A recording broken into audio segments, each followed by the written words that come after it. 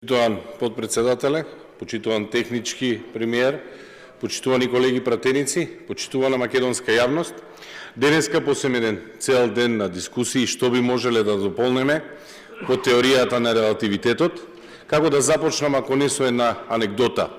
Се возел еден студент во воз и го видел Алберт Ајнштајн, застанал до него и во духот на релативноста му рекол: "Извинете, дали Брисел застанува на овој воз?" Така и вас ке ве прашам, дали Брисел ке застане на чифтелиите, технички премиере? Дали Брисел ке застане на пурите на Али Ахмети? Дали Брисел ке застане на државната помош од Фондот за иновации и технолошки развој? Дали Брисел во теоријата на релативитет ке застане покрај вашиот паркиран Мерцедес, онаму каде што се паркираат службени возила за вие да пиете кафе? Дали Брисел ке паузира и светот кој оди напред ке застане заедно со талат техничкиот да пие кафе? Дали светот и Брисел ке застанат да погледнат што се и прередувате на Македонија во вашата теорија на релативитет? Доволно видовме како го практикувавте релативитетот кога го толкувавте деловникот, сега гледаме од позиција на технички премиер како го правите истото. Сакам да знаете дека државната власт во својата општествена суштина е ограничена, затоа што е ограничена од народот. Меѓутоа во својата пракс помоќ е неограничена, затоа треба да и се стават синџири и ланци. Тие синџири и ланци се ставаат преку одговорноста.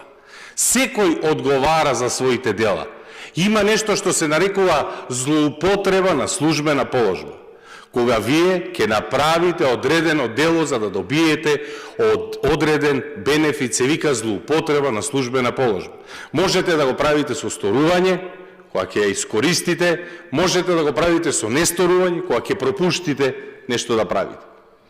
Немам никаква намера да влегувам во вашите коалициони односи. Никаква намера.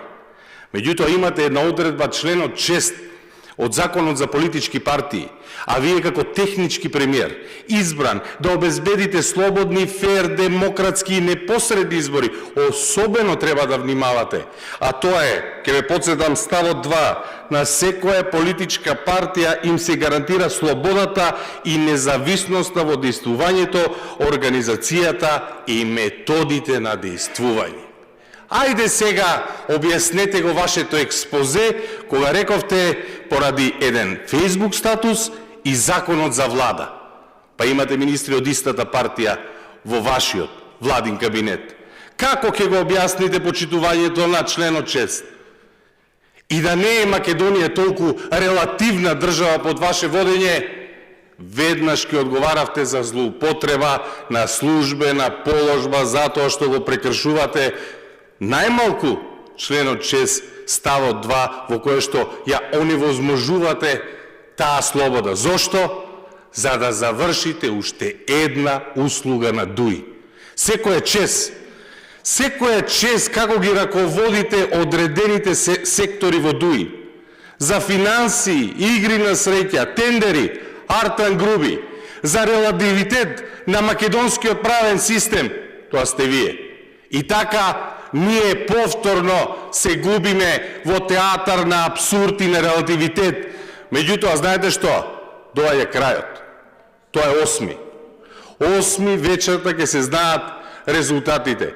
И колегите добро ви кажаа, ќе блесне сонцето и повторно ќе ја вратиме правдата во Македонија и неправдата ќе си добие тоа што заслужува, а тоа се синџирите.